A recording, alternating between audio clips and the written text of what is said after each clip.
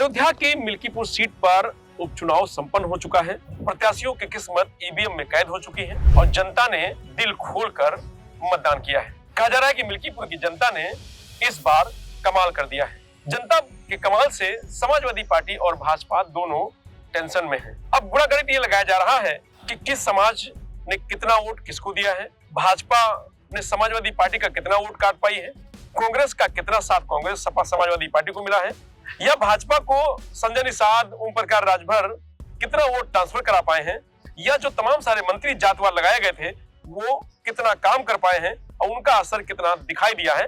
ऐसे तमाम सारी गुणा गणित अब मिल्कीपुर चुनाव को लेकर के लगाई जा रही है, क्योंकि 8 तारीख को मतगणना है। तो मतगणना से पहले इस तरह के कयास लगाए जा रहे हैं कि कितनी वोट से बीजेपी जीत रही है या समाजवादी पार्टी गुणा गणित लगा रही है कि वो कितनी वोट से जीत रही है। तो इस तरीके के समीकरण मिल्कीपुर को लेकर के अब लगाए जा रहे हैं। मिल्कीपुर सीट बहुचर्चित सीट रही है, यहाँ पर सबकी निगाहें थी और यह सीट समाजवादी पार्टी और भाजपा की नाक का सवाल भी रही। अब 8 तारीख को मतगणना होनी है, उस समय ये पता चलेगा कि जनता ने किसको अपना नेता चुना है। लेकिन उससे पहले जो एग्जिट पोल यानी सर्वे की बात होती है, तो क्योंकि एक सीट है ऐसे में फिर भी लोग अपने अपने हिसाब से आकलन कर रहे हैं। अगर मेरे आकलन की बात करेंगे तो यहाँ पर मैं ये कह सकता हूँ कि कहीं ना कहीं पूरे इस मिल्कीपुर के प्रचार में समाजवादी पार्टी उस स्थिति में नहीं दिखी जिस स्थिति में भाजपा दिखी। भाजपा के तमाम सारे नेता कार्यकर्ता हर जगह प्रचार प्रसार करते दिखे।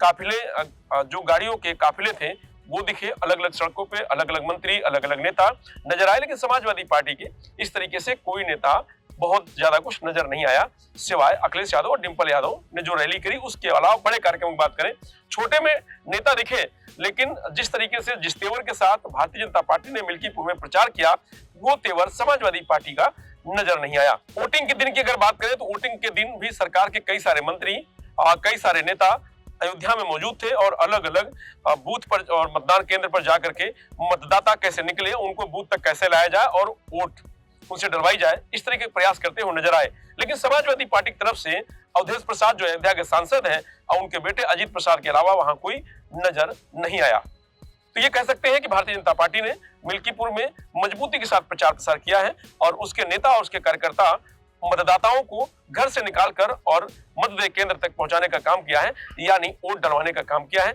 ऐसे में भारतीय जनता पार्टी मिल्कीपुर में इस बार जीतती हुई नजर आ रही है। अब अगर मिल्कीपुर के इतिहास की बात करें तो 2007 से अगर देखें तो 2007 में मिल्कीपुर में विधायक आनंद सेन बने। उस समय समाजवादी पार्टी को हार मिली थी। उसके बाद 2012 की बात करें तो 2012 में अवधेश प्रसाद और प्रियदर्शी चुनाव लड़े, जिसमें अवधेश प्रसाद ने रामू प्रियदर्शी को अच्छे मतों से हरा दिया।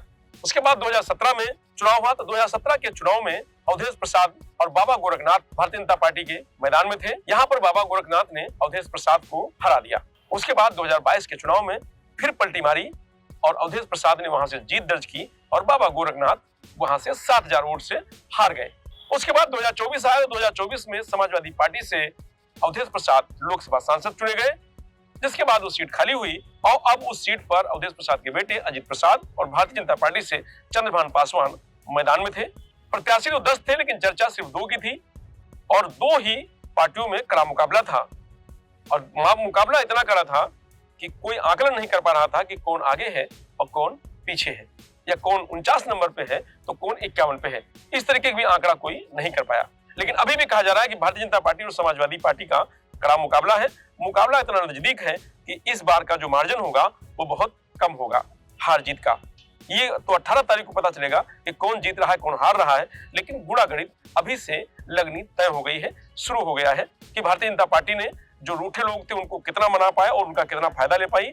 समाजवादी पार्टी भी आनंद सेन और तमाम सारे लोगों को इस बार मिल्कीपुर में जोड़कर चुनाव लड़ा गया है, तो शायद आनंद सेन और बाकी लोगों को कितना फायदा मिला ये भी गुणागणित लगाई जा रही है। लेकिन सबसे बड़ी अहम बात यह है कि इस बार जो वोट का प्रतिशत रहा है बाई इलेक्शन में, जो अमूमन बहुत कम देखा गया है।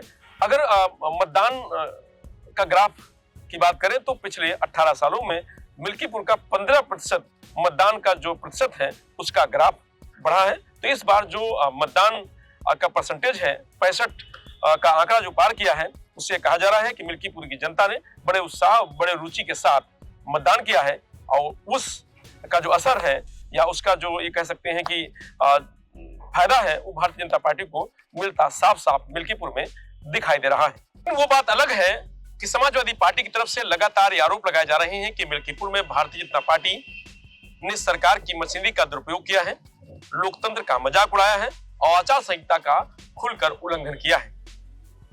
कई सारी तस्वीरें ऐसी समाजवादी पार्टी के ट्विटर हैंडल पर वायरल की गई जिसमें कुछ लोग ये कहते नजर आए कि 6-6 वोट एक व्यक्ति ने डाला, तो कोई कह रहा है कि आधार कार्ड नहीं था उसके बाद भी वोट डाल के चलाया। इस तरह की बातें भी निकल के आई हैं और जो अयोध्या के सांसद अवधेश प्रसाद जिनके बेटे प्रत्याशी हैं समाजवादी पार्टी की तरफ से, वो भी गंभीर आरोप भारतीय जनता पार्टी पर लगाए हैं और चुनाव आयोग को शिकायत भी की है।